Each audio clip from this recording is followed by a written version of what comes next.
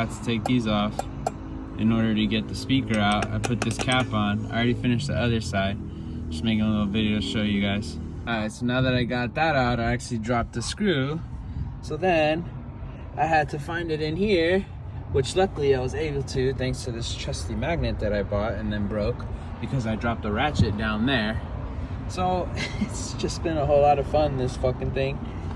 But now I can put this back together here and hopefully install a new speaker and get some better sound because my speaker's blue.